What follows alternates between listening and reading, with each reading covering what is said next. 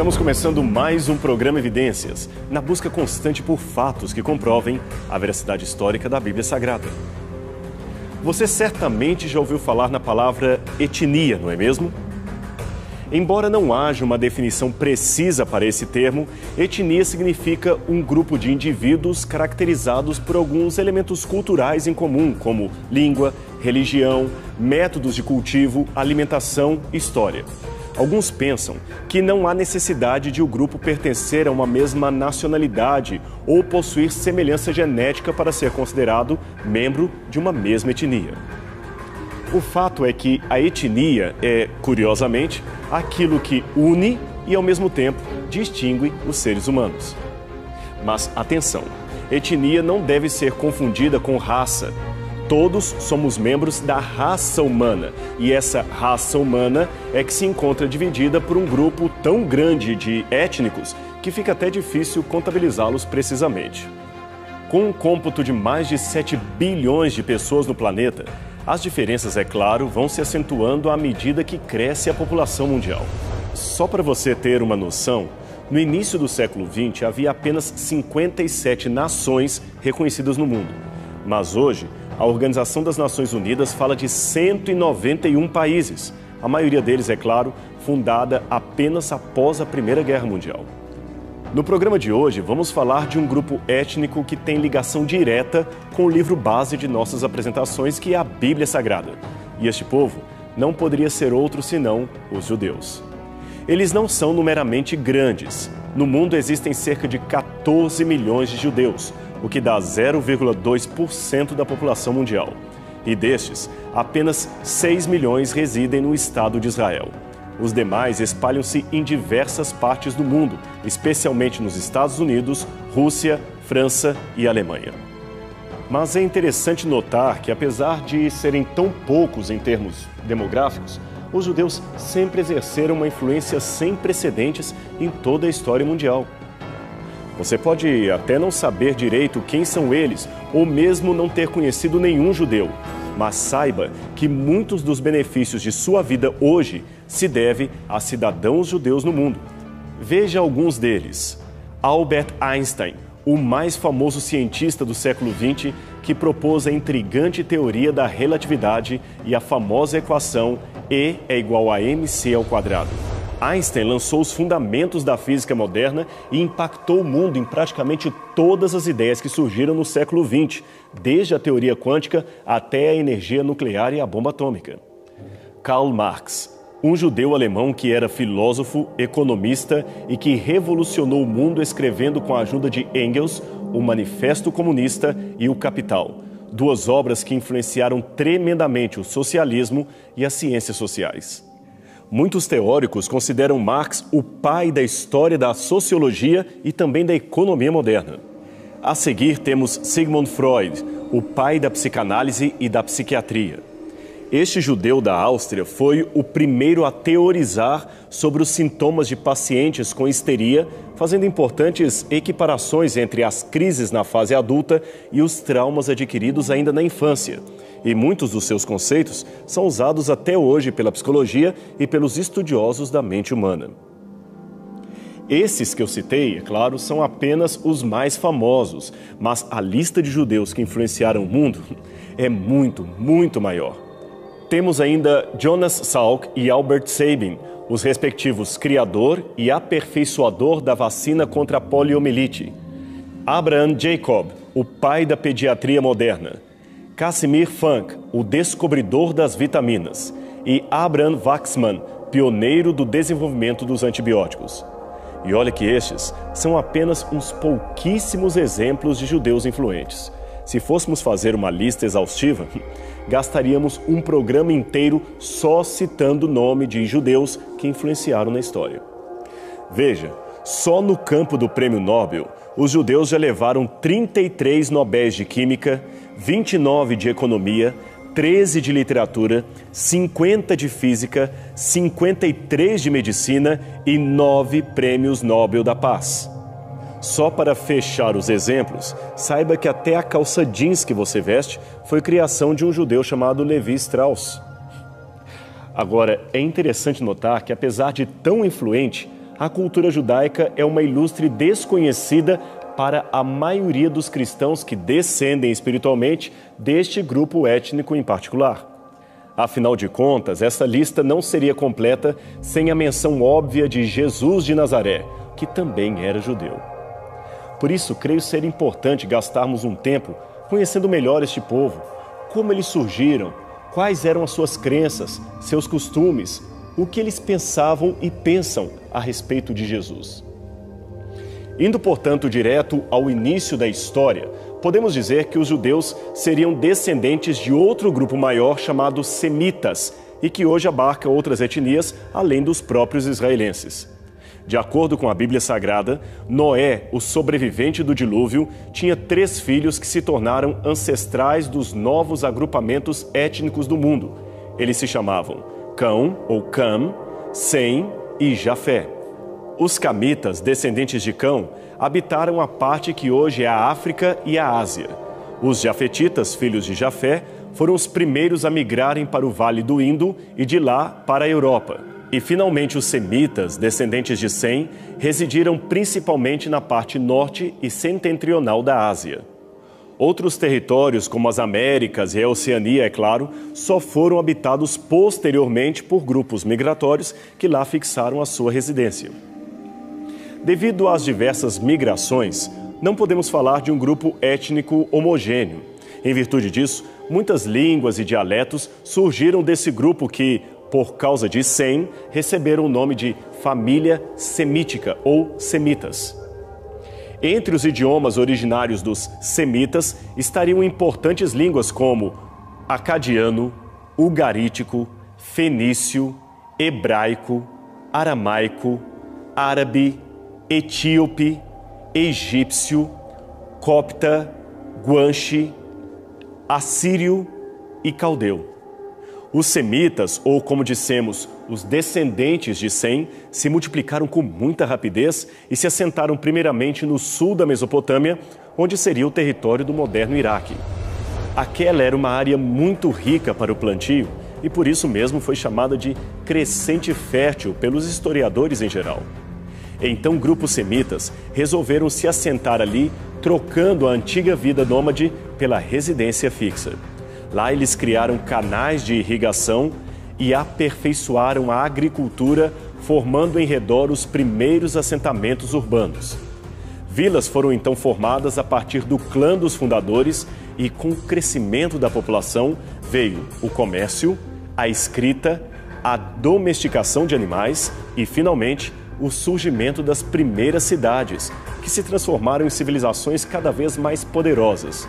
Entre estas estavam a cidade de Uruk, Lagash, Larsa, Eridu e a grande Ur dos Caldeus, onde viveu um homem chamado Abraão. Com Abraão inicia-se o que chamamos de a história do povo hebreu e, por que não dizer, com ele inicia-se o próprio povo hebreu. Afinal de contas, Abraão é considerado por muitos rabinos o primeiro hebreu, pois com ele inicia-se a linhagem espiritual e doutrinária daquele povo, e isto há pelo menos 4.000 anos. Falando em hebreu, este é um termo cuja origem etimológica se perdeu com o tempo. Ele aparece na Bíblia em Gênesis capítulo 14, verso 13, referindo-se a Abraão, e todas as antigas fontes bíblicas e não bíblicas traduzem hebreu como um designativo aparentemente exclusivo daqueles descendentes de Abraão. Alguns pensam que hebreu vem do nome Éber, mencionado em Gênesis capítulo 10, verso 21, como sendo um ancestral distante do próprio Abraão. Outros pensam que hebreu viria da palavra hebraica abar, que quer dizer passar pelo meio. Isto seria um indicativo de como Deus mandou Abraão cortar animais em sinal de sua aliança com o próprio Deus. Aliás, o fogo do Senhor passou por meio das entranhas sacrificadas. Pois bem, como dissemos, a história dos hebreus começa com a história de Abraão. De acordo com a Bíblia, por ordem divina, Abraão peregrinou desde Ur até Canaã via Harã. Este fato aparece em Gênesis capítulo 11, verso 31. E em termos históricos e arqueológicos, podemos confirmar a existência dessas cidades mencionadas na trajetória do patriarca? Sim, podemos. graças a este homem de chapéu à direita da foto, chamado Sir Leonard Woolley. Suas escavações arqueológicas a partir de 1922 revelaram ao mundo o alto nível de civilização deste grande centro chamado Ur e que na época era a capital dos Sumérios. Essas escavações da expedição anglo-americana na antiga Ur comprovaram que aquela cidade mencionada na Bíblia não somente existiu, como era uma das maiores metrópoles da ocasião, com uma população oscilando entre 65 mil e 100 mil habitantes, um número muito expressivo para a ocasião. Depois também houve trabalhos arqueológicos em Harã e nas terras cananitas. Nesta trajetória, o nome de Abraão foi ainda encontrado em recibos cuneiformes como este. Não podemos, é claro, dizer com certeza que este Abraão mencionado nos recibos seria o mesmo Abraão da Bíblia, mas certamente isso nos mostra que o seu nome era comum naqueles tempos e que a sua peregrinação começou por volta de 2000 a 1800 a.C., aproximadamente. Também devemos concluir que Abraão, antes de se tornar um nômade, fora criado numa cidade rica, uma das maiores do mundo antigo, e partiu dali para o seu novo destino, munido com o legado cultural de sua própria geração. Veja o testemunho do famoso arqueólogo Albright. Abraão, Isaque e Jacó não aparecem mais como figuras isoladas. Agora se movem mais livremente como figuras genuínas de sua época, que levam nomes comuns, se deslocam de um ponto a outro do mesmo território, visitam as mesmas cidades e praticam os mesmos costumes. Podemos afirmar que as narrativas patriarcais possuem um fundamental núcleo histórico. Assim, com a história de Abraão e os demais patriarcas, especialmente Isaque e Jacó, podemos dizer que Israel surgiu de um grupo de nômades do deserto, mas que se desenvolveu como povo na terra de Canaã. E por falar em Israel, de onde vem este nome? Vem do patriarca Jacó, um dos netos de Abraão. Desde a sua infância, Jacó foi retratado como filho predileto de Rebeca, a esposa de Isaque, e também era o rival de seu irmão gêmeo chamado Esaú. Para complicar a situação, Jacó ainda carregava a terrível fama de enganador de pessoas. Aliás, o seu nome em hebraico, Jacob, significa justamente isto, aquele que pega alguém pelo calcanhar, ou seja, aquele que engana. Essa fama se tornou mais e mais acentuada depois que ele enganou seu irmão para obter clandestinamente o direito de primogênito. O interessante, porém, é que a Bíblia, sem esconder o seu traço de caráter, o mostra como alguém que lutava com seus próprios defeitos e que almejava tornar-se um cidadão melhor, alguém de melhor caráter. Mas isto não foi assim tão simples, tão fácil. Jacó acabou caindo numa cilada emocional montada por sua própria mãe e pelas escolhas desastrosas que ele mesmo havia feito. Depois de enganar dramaticamente seu irmão e o próprio pai Jacó, ele teve de fugir para nunca mais voltar. Perdeu de uma só vez o lar, os amigos, o carinho do pai e da mãe, mas Deus tinha um plano especial para sua vida, para sua desastrada vida. Numa terrível noite de angústia, Jacó orou mais uma vez pedindo o perdão de Deus e a bênção, até ser encontrado pelo próprio anjo do Senhor. Diz a Bíblia que ele lutou com esse anjo até ao amanhecer do dia.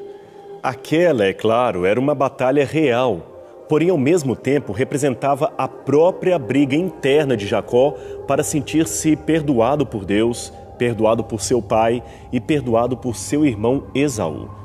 Imagine só o fantasma da culpa rondando constantemente a sua mente e os seus sentimentos.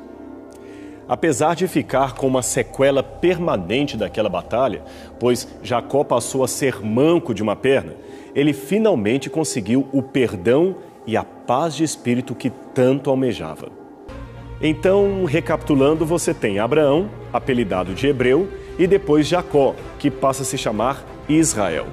Hebreus foi o apelido dado aos descendentes de Abraão, Isaque e de Jacó, e descreve mais o período em que eram nômades pelo deserto. Já Israel refere-se ao período em que estavam assentados em Canaã, conquistando o território que lhes era de direito. Em termos arqueológicos, a mais antiga referência fora da Bíblia que temos ao povo de Israel, assim denominado, é esta. A estela comemorativa do faraó Merneptah, descoberta em 1906 e que hoje pode ser vista no Museu do Cairo, no Egito. Ela traz as vitórias de Merneptah ou Meremptah, filho de Ramsés II, que foi faraó do Egito no século 13 a.C. O texto, é claro, traz um tom bastante propagandístico e cita vários inimigos do Egito. Entre eles, aparece esse nome que a maior parte dos egiptólogos decifra como sendo povo de Israel. Segundo a Bíblia, Jacó teve 12 filhos, que foram Rúben, Judá, Benjamim, José, Efraim, Levi, Issacar, Zebulun, Dan, Naftali, Gade e Asser. Esses filhos deram origem às famosas 12 tribos de Israel, diversas vezes mencionadas na Bíblia Sagrada. 2 tribos em especial receberam os nomes dos 2 filhos de José, que fora trazido por seus irmãos e vendido como escravo para os ismaelitas. José, você sabe, acabou se tornando ministro do governo do Egito e somente anos mais tarde reencontrou seu pai e seus irmãos. Em virtude do prestígio político e administrativo de José, a família de Jacó recebeu do próprio faraó um convite especial para morarem nas terras do Egito. Eles aceitaram e por mais de 2 séculos ali tiveram filhos, filhas e demais descendentes. Até que se levantou no Egito um novo faraó que não conhecia a fama de José, e ele escravizou os descendentes de Jacó. Foi neste período que o povo hebreu se tornou terrivelmente oprimido. Então Deus levantou um outro libertador. E todos conhecem o seu nome, Moisés. Ele iniciou o êxodo dos hebreus do Egito para a terra de Canaã, a terra prometida a Abraão, Isaque e Jacó. Ali eles se fixaram e, depois de muitas conquistas, dividiram o território entre si. Esta é a configuração geográfica do território de Israel, dividido pelas 12 tribos que agora compunham o país. Na verdade, havia uma 13ª tribo, digamos assim, que não tinha um território definido para si. Eram os levitas. Estes eram os que ministravam os sacrifícios e os serviços litúrgicos do povo de Israel. Seu principal campo de atuação era o santuário móvel, erguido por ordem do próprio Deus. Mas apesar da suposta irmandade entre as tribos, a história registra que os descendentes de Israel, agora o país de Israel, não eram um grupo tão unido como deveriam. E isso ficou ainda mais manifesto na ruptura que houve após a morte do rei Salomão, o filho de Davi, que governou o território por volta de 930 ou 920 a.C. A cronologia varia de acordo com as fontes. Pois bem, neste tempo, uma facção liderada por Jeroboão viu com a morte do rei uma oportunidade de minimizar o poder centralizado em Jerusalém. Então ele levou 10 tribos a se ajuntarem com ele na formação de um reino separatista no norte do país. Essa separação foi uma das mais graves ocorrências para o povo, que trouxe consequências para toda a história dos judeus.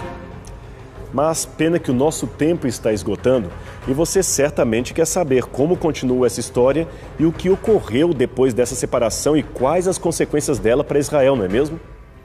Então vamos fazer um trato. Semana que vem você não pode perder a continuação deste assunto aqui na TV Novo Tempo, no seu programa Evidências. Até lá!